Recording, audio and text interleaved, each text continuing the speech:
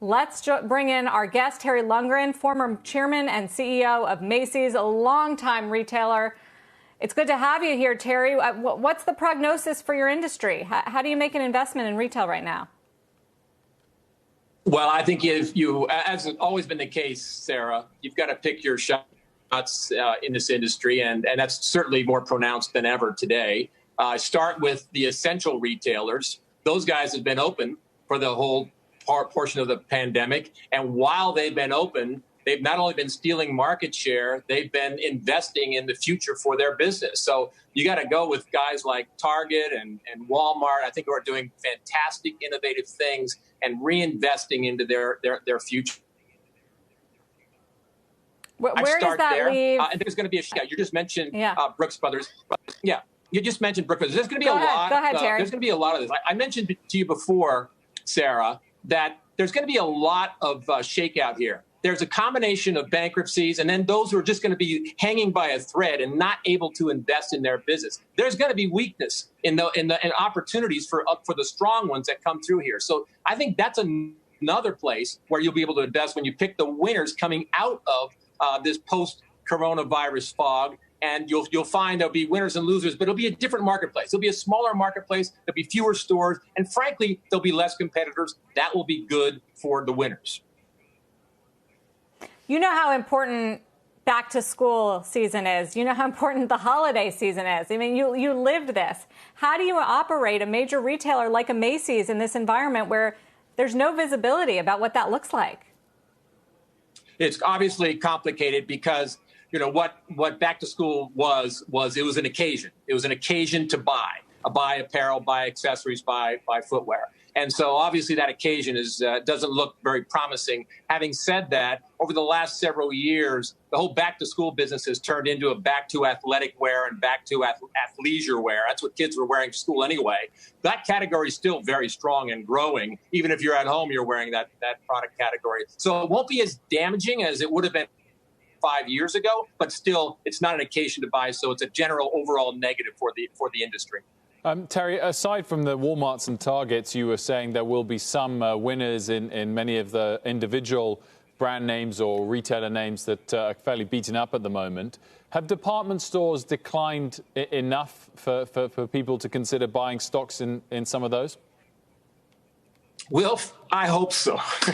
I mean, I hope so. But listen, it's been hard to predict for sure, because they've been beaten so badly. They think they're going to be open, and all of a sudden, then they're closed again. And so it's been quite challenging for the sector. I said to you before in a previous conversation that those who are highly leveraged, those who have a weak balance sheet, those guys are in trouble. They'll never get through this, at least not in the same form that they were coming in. So that's where the weakness is. I think there's going to be opportunities for the stronger, the ones who have a strong balance sheet, to come through this and take advantage of those weaknesses and take market share when this is over.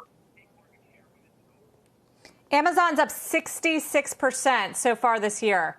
Walmart's up 5% so far this year. Walmart now, according to Recode, is going to launch a very similar sounding Prime subscription service. What do you think about the rivalry here between these two e-commerce players? I love it. I absolutely love it. And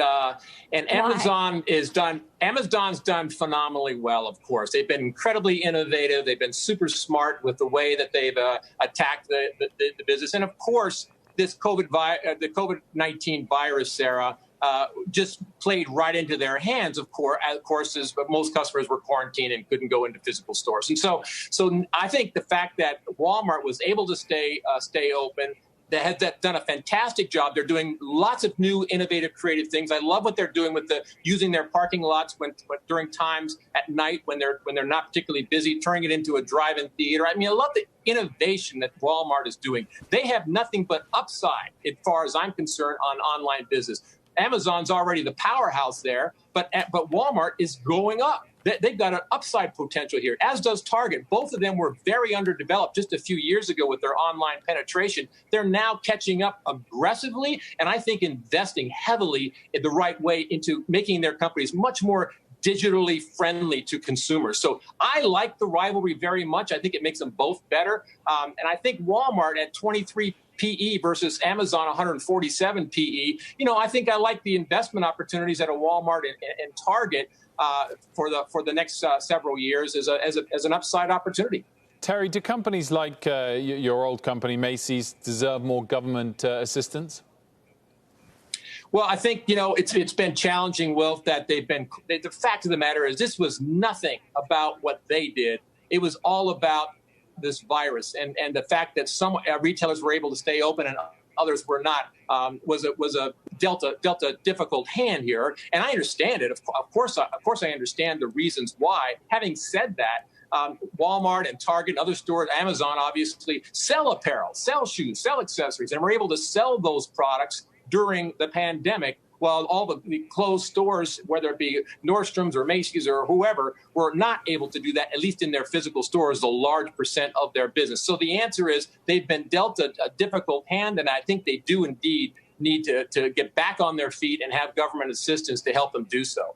They're an important part of the fabric of retail. They're an important part of consumption in America. This is what drives GDP, and I think it's important that the government be there to assist them in this time of need. Right. That's sort of where I wanted to go, Terry, which is the jobs picture. St. Louis Fed President Jim Bullard just told us that he expects 7% unemployment rate. We could get down to 7% by the end of the year. That's a pretty optimistic take, given we're still in double digits right now.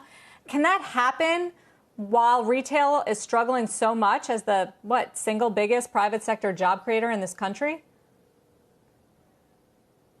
32 million, at least in January of this year and end of last year, Sarah, 32 million jobs were in the retail sector. 52 million, don't forget the other 20 million that either supply retailers or help advertise retailers or have another role directly dependent on retail sales and performance. And so 52 million, 1 in 4 jobs in America are either retail or retail related. I think without a strong retail business, those are challenging numbers to get to. I think it's going to be a long, slow recovery. And so I'm concerned about that for sure. We need to get retail back on its feet. And then honestly, that's a major part of GDP as well.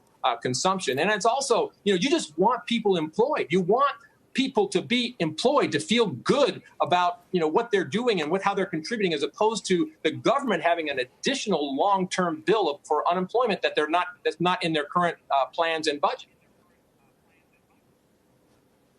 Terry Lundgren, always appreciate your thoughts. Thank you for joining us.